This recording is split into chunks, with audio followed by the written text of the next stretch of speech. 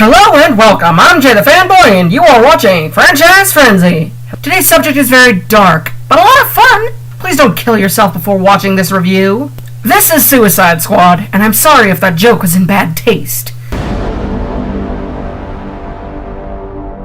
Since DC has a non-linear method of storytelling, that's how I'm going to be reviewing this movie. I'm going to talk about whatever I feel like talking about, and I'll talk about some things more than others, just like the movie. So how do I feel about this movie? Well, honestly, there's not much movie here to have feelings about. What little plot there is was stolen from other movies that did a better job of it. There's an otherworldly being on top of a building who unleashes a sky beam. The deadly sky beam is set to destroy the world, and our main protagonists have to stop the villain.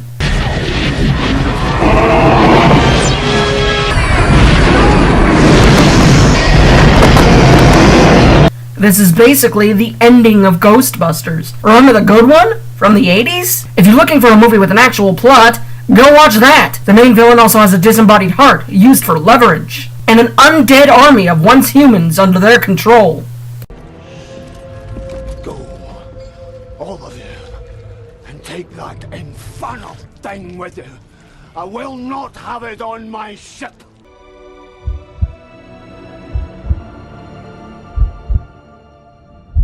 That was Pirates of the Caribbean. Another movie with an actual plot. And now let's get to the good stuff. And now let's get to the good stuff. And now let's get to the good stuff. No, there's not a problem with this video. The best part of the movie was the characters. And most of them got multiple introductions. Huh? What was that? I should kill everyone and escape? Sorry.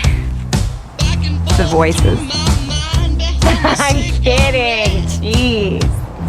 That's not what they really said. Fans from the 90s, including myself, were very eager to see how Harley Quinn would be portrayed on the big screen.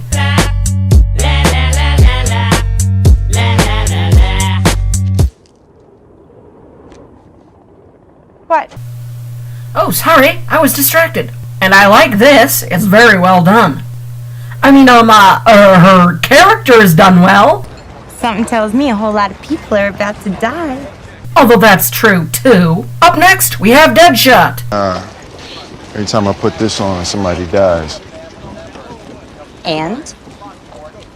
I like putting it on. This is like the 5th or 6th time Will Smith has saved the world, and once again, I love his character. He's a cold-blooded killer, but he just wants to be with his daughter. Aww, this tugged at my heartstrings, and I felt for his character every second he was on screen. If Harley weren't with Joker, I'd want these two to be together. Heck, they might make a better couple than Harley and Joker. These two really steal the show, and they make the movie, or lack thereof, worth watching. Y'all jokers must be crazy. Up next is Diablo.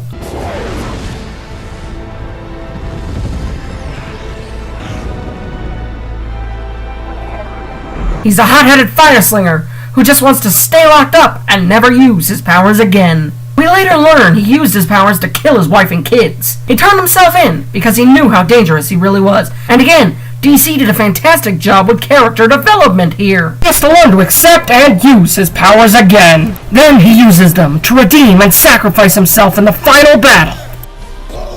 3 straight solid anti-hero characters for the win. Shall we go for 4? They call him Killer Croc. Yes, we shall. Ever since I was a little kid, I always wanted to see Killer Croc in a movie, and this one gave me my wish. This movie wins for that fact alone. Other versions of Killer Croc have him as a pitiful, self-hating wimp. He becomes a criminal because everyone sees him as a monster. Only that last part is true here. This version of Croc is the strong and silent type. He's self-confident and can always provide a clever quip when needed.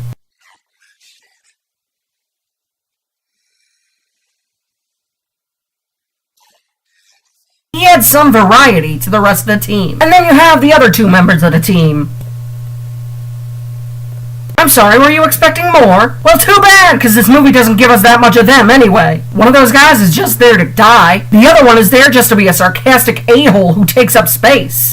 Hey, 1 minute I'm playing mahjong with me nan, and then this red streak hits me out of nowhere. Shut up, you were caught robbing a diamond exchange. Oh, boss, not?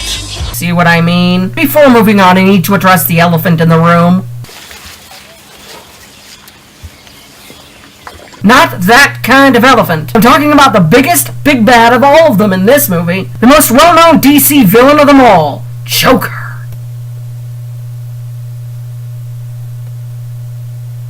Are you expecting a clip there? Too bad. He did his best work in the trailer. Go watch that. None of the good stuff made the final cut. This version of the Joker is the most underwhelming version of them all. And the worst version I have ever seen. The only part of the movie he was actually needed in was the backstory for Harley Quinn. That's the only part he did any good anyway. Other than as a backstory for Harley Quinn, he was just a waste of space. Let's move to other characters who did a better job. No honor among thieves, eh?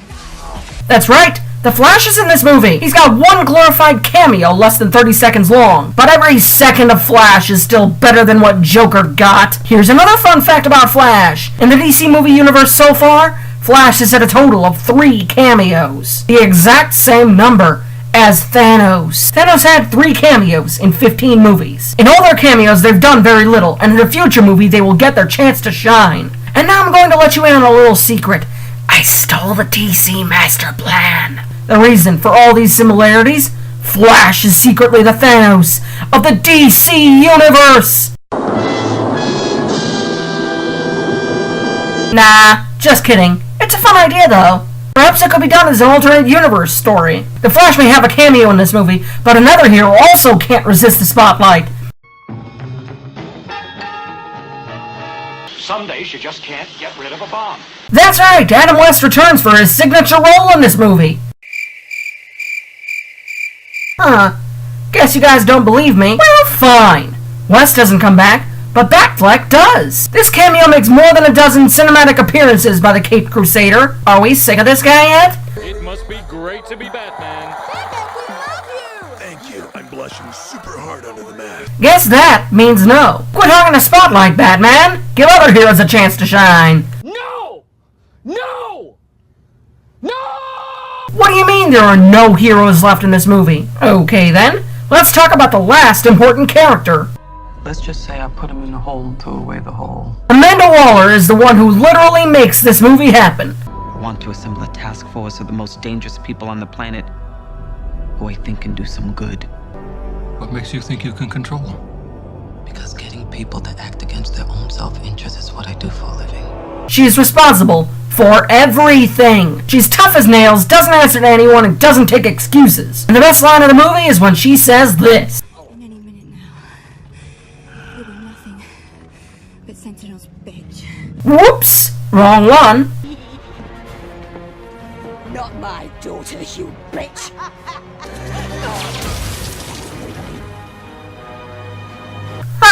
Another wrong one. But I think it's safe to say that any female who yells the B word at an antagonist is going to be awesome. She's a bad A who can take some damage and give it right back. That's exactly what Amanda Waller does when she tells Enchantress to do her worst. Any line like that in the movie is bound to give me the chills. We've talked about the characters and the plot, now let's talk about some awesome scenes to leave this review on a high note. Enchantress.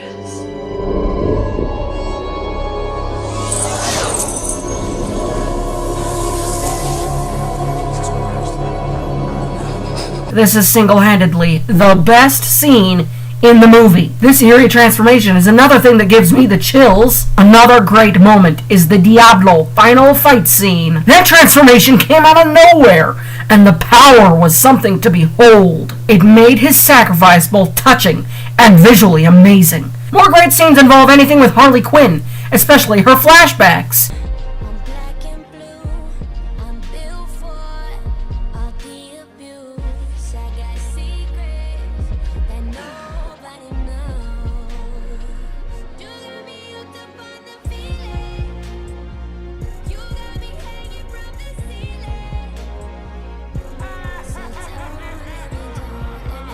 These scenes were very much needed for her character. They gave her depth and motivation and made her that much more enjoyable. There are more characters I could talk about, and about a dozen or so plot holes, but instead of addressing those issues, my inner fanboy has won out over my critical side. And I'd like to leave the review on a positive note. The plot may not be very well done, but the characters and scenes make up for that. I loved this movie, and I really want a sequel. Till next time, I'm Jay the Fanboy. Laters.